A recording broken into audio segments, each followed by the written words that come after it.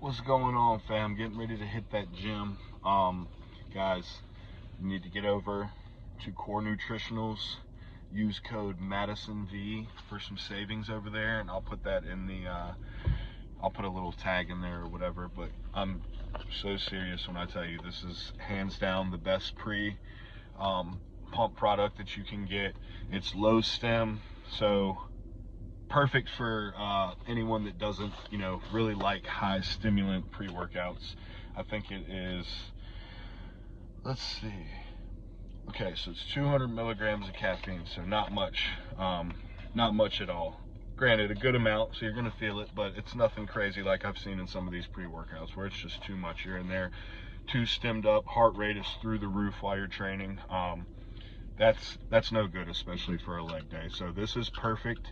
Get you a little pep in your step, and then it's got all the pump product that you could ask for in there. Everything dosed correctly as well, and where it needs to be for an effective dose. So someone or a company that I firmly believe in and stand behind, and will continue to utilize and use throughout my bodybuilding journey and every workout, man. So much love. Y'all get over there, code MadisonV, and I'll put that in this video in the little tag, whatever you call it. Yeah, much love, y'all. Okay, so my sound is still not up to par in the gym, so I'm doing another one of these voiceovers. Definitely got to get some mics. Tried some more headphones, and it's not working. It's just too loud in there, to where the music's just picking up so much in the mic that it's drowning out my voice. Even unless I'm basically yelling across the gym at someone, then you can hear it pick it up pretty well. But so we're gonna do some voiceovers. Here I am, walking, warming up. Saw somebody I knew. Gave me a congratulations from the other weekend because I haven't seen him. At Just Perform Athletic Club. Yeah, about to do a leg day.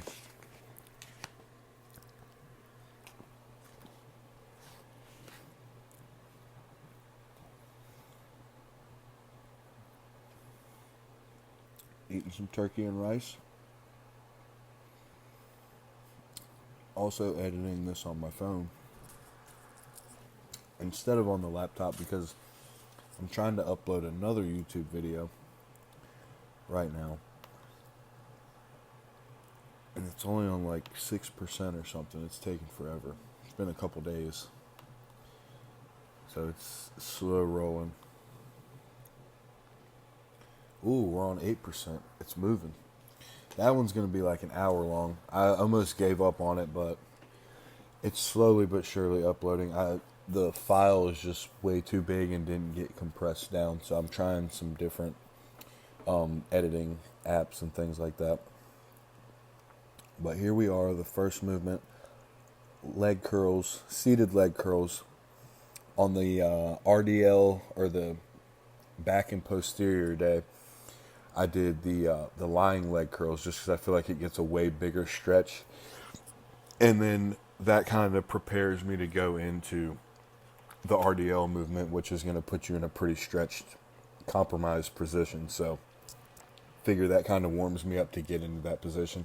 This is more just so about the contraction here. Obviously, you're still focusing on the stretch, but in a seated ham curl, you're not getting quite as much of a stretch, at least for me anyway, as I do in the lying leg curl or an RDO. It's more about the contraction. So that's why on squatting days I do it in the seated, and then RDL days I do it lying. I'm sure either way will work just as good, but that's just a little thing that I try to keep in mind while I'm doing it.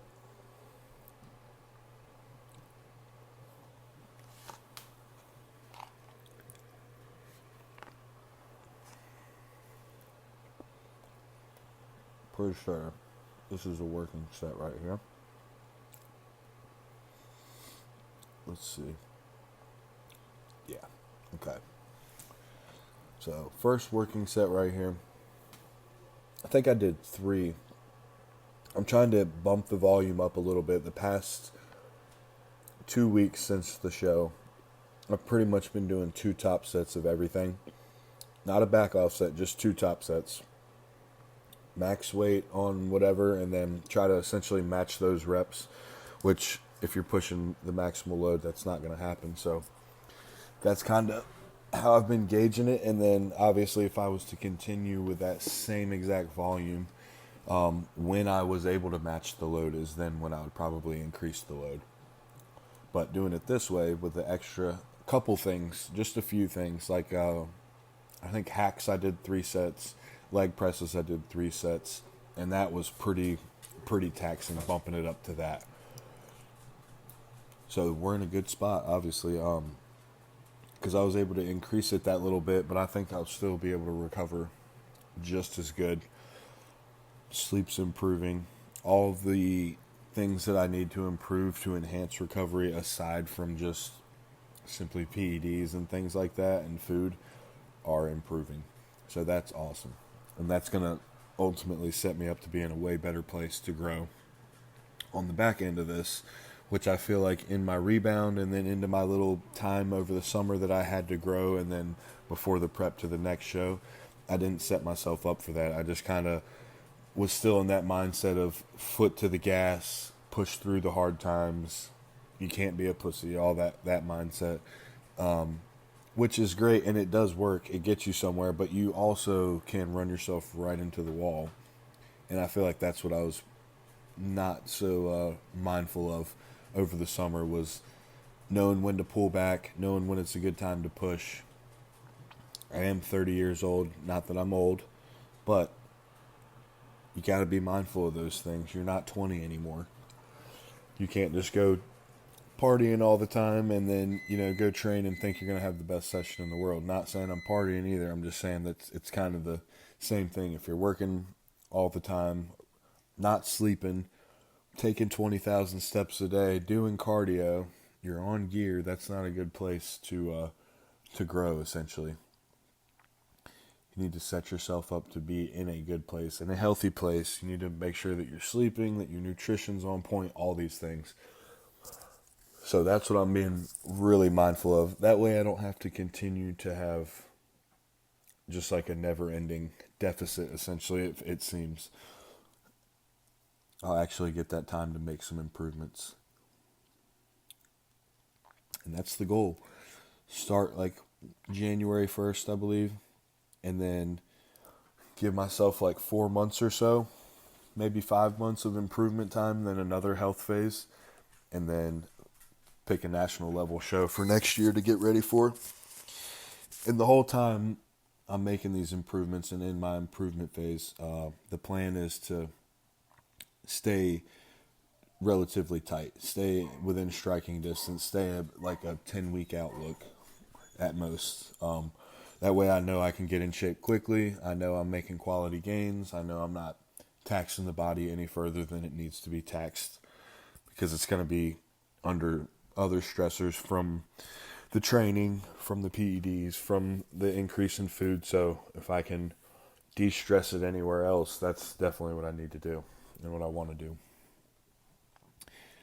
I think this is the first working set on the hack squat. Just 4 plates on there. It's feeling pretty good. My knees still feel a little just dry. So I felt plenty strong, and I could have definitely done another plate or 2 on here. But I figured until they're feeling like 100%, just getting that fluid back within them, that synovial fluid, I believe it's called, is what I literally can feel that there's like none in there. So once that kind of repletes and gets filled back up, I'll start pushing the hack squat weights up a little bit more, because this is something I really want to improve on. I really want to get stronger at, not just for the ego side, but I think that it's going to definitely lead to bigger legs, and that's what I really need. But doing everything here super controlled, pausing at the bottom, full reps, like all the way down. keeping the tension on the quads the entire time, but nice and deep. And then towards the end of that set there, I knew I could have probably banged out 2 more, but I knew that it would be way harder if I made a huge pause at the bottom and then no momentum push, just drive straight through the quads from the bucket like that. That's why I did that, because I knew I probably had 2 or 3 more reps, or if I sit here in the hole, I can just kill it right now. And it's going to ultimately be harder and more mechanical tension where I want it. So that was my reasoning for doing it that way. That's why the pace changed a little bit there. And then here we are on the leg presses. Love this leg press. It has the small platform. It's not crazy wide, so it kind of puts your feet in a good position already to get in this really deep position like this. You can see the calves are all the way sitting into the hamstrings at the bottom. That's getting a huge stretch on the quad sweep there. You can see it right there. Boom. That's what I'm looking for. Every single rep. On the hack, on the leg press, on a Smith squat, on a walking lunge, on a barbell squat, that flexion right there in the knee is what you're after. And I don't have the best legs, and I need to improve them. So you'll see firsthand how this works. I'm someone that needs to improve their legs. I'm telling you exactly how I'm training them and exactly what I'm doing. And we're going to see if it works. And I firmly believe that it will. And they will be double the size that they were this year in no time. So follow along and you will definitely see the progress. And then we're at the end of the video. There's like 2 minutes left. So if you didn't catch anything in the first one of what I'm doing, like as far as PEDs and things like that, currently I'm in my health phase. And then what we're doing right now is just 400 milligrams of test and 6 IUs of growth hormone. And that's all we're going to do until January 1st. And I'm doing daily injections, 60 milligrams a day. So whatever that equates to, I think it's like 420 actually, milligrams weekly. But yeah, that, and then 6 IUs daily of GH and 1 milligram a week of retatrutide.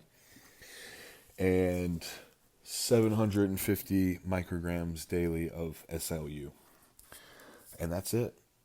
And yeah, I feel great. Sleep's improving. Training is improving week to week, each session. And that was something I was really after as well, because in the past I feel Obviously, I've progressed over time in my training, but I haven't been as focused on moving the weights up each week, which I don't want to get carried away with that either, just from a safety perspective. But it's something that I definitely am trying to be more mindful of, just simply because I want to be stronger, and I feel building that strength to be able to move those heavier loads is ultimately going to help me grow more tissue. So it's time to really just focus on that while I can, especially at this point in my career, because obviously when you get later on, we can't be pushing maximal loads into our 40s, later 40s, things like that. So yeah, while I got the time and I'm still young and fresh, I'm gonna go ahead and try to focus on getting strong, building that strength, building that crazy leg strength, because I feel like if you can hack squat 7 plates, there's no way you have small legs. It's just kind of my theory on that. Just like you see guys incline pressing 4 plates. Have you ever seen somebody incline press 4 plates with a small chest? Never in my life have I seen it. So kind of the same concept there for the legs. Obviously with good quality form and technique, but that's that. That's my leg day. Much love.